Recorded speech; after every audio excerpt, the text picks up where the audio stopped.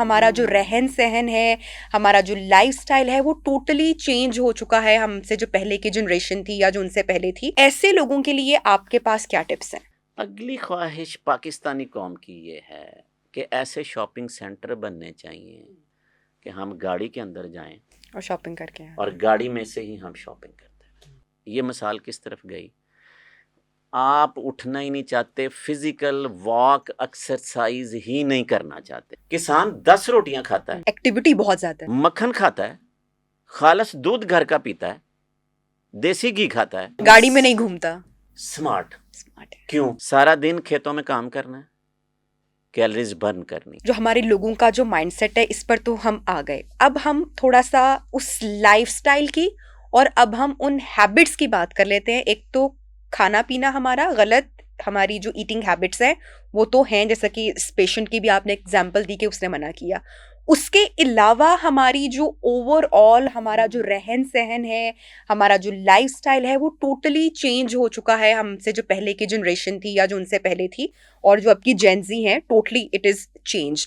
تو اگر ہم لائف سٹائل ماڈیفیکیشن کی بات کرتے ہیں, اور ہم کیونکہ سارے ہیلتھ کانشیس لوگ ہی آبویسلی ہمارا یہ پروگرام دیکھ رہے ہوں گے, ہمارا شو دیکھ رہے ہوں گے, تو وہ اپنے آپ کو ہیلدی بھی رکھنا چاہتے ہیں تبھی وہ سن رہے ہیں, اور گلٹ فری کھانا انجوائے بھی کرنا چاہتے ہیں.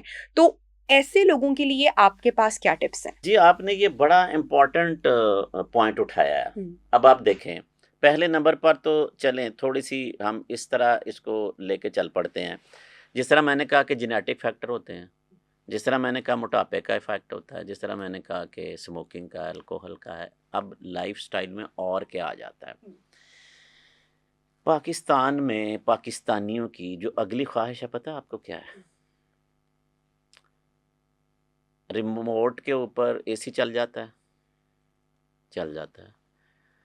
ریموٹ کے اوپر اب آپ کی لائٹیں بھی آن ہو رہی ہیں. آپ کو پتا ہے کہ یہ بھی اب لیٹسٹ سارے گھروں میں جی, کہ بٹن بھی اٹھ کے نہ بند کرنا پڑے. ٹی وی تو بڑے عرصے سے ریموٹ کے کمانڈ اوپر آپ فون سے دے سکتے ہیں, ٹائپ کرنے کی بھی دقت نہیں ہے. ضرورت آ گئی. اگلی خواہش پاکستانی قوم کی یہ ہے کہ ایسے شاپنگ سینٹر بننے چاہیے کہ ہم گاڑی کے اندر جائیں اور گاڑی میں سے ہی ہم شاپنگ کرتے ہیں.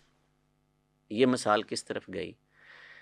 آپ اٹھنا ہی نہیں چاہتے, فزیکل واک ایکسرسائز ہی نہیں کرنا چاہتے.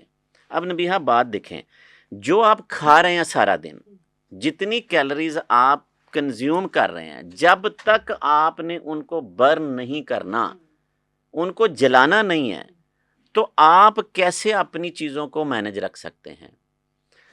اب خواہش تو ہے کہ جی گلٹ نہیں ہونا چاہیے, ہم نے اچھا کھانا ہے, ضرور کھائیں. کبھی کسی کسان کا آپ نے پیٹ نکلا دیکھا ہے؟ کسان 10 روٹیاں کھاتا ہے, ایکٹیویٹی بہت زیادہ ہے, مکھن کھاتا ہے, خالص دودھ گھر کا پیتا ہے, دیسی گھی کھاتا ہے, لیکن گاڑی میں نہیں گھومتا. سمارٹ. کیوں؟ سارا دن کھیتوں میں کام کرنا ہے, کیلریز برن کرنی ہے, کلومیٹرز کے حساب سے اس نے پیدل چلنا ہے, وہ گاڑی کا استعمال نہیں کرتا.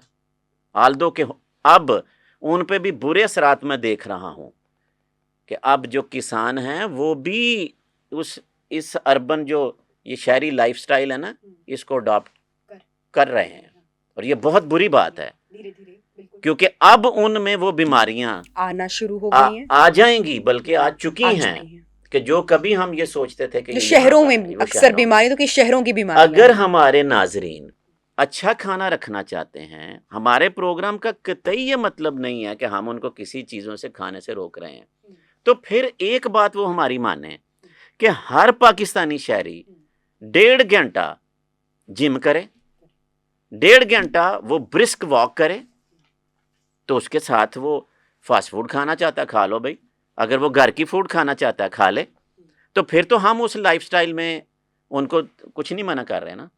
آپ نے کوشش کریں کہ آپ گاڑی اس پلازا سے یا اس مال سے دور کھڑی کر لیں, چلیں کچھ آپ تھوڑا پیدل چل جائیں, مال کے اندر لفٹ کا استعمال نہ کریں, آپ سیڑھیاں استعمال کر لیں. اب ہاسپٹل ہیں ہمارے, ریمپس بنے ہوئے ہیں. اب میرے ساتھ جتنے میرے اسٹوڈنٹ میرے سے ہاف عمر کے ہیں, میں ان کو جب ریمپوں پہ چڑھاتا ہوں, سر آپ لفٹ کیوں نہیں استعمال کرتے؟ بھائی یو آر ان 30s اور آپ بات کر رہے ہیں لفٹ استعمال کرنے کی. تو پھر یہ نبیہا یہ جو لائف سٹائل کی بات کھانے کے حوالے سے ہے نا، کھانے میں پھر ریسٹرکشن ہمیں لگانی پڑیں گی. کریکٹ. ادروائز نہ ڈائبٹیز کنٹرول ہونی. اور ڈائبٹیز کے ساتھ ایک اور مسئلہ، اب آپ دیکھیں کہ ڈائبٹیز کے ساتھ بلڈ پریشر کا بڑھ جانا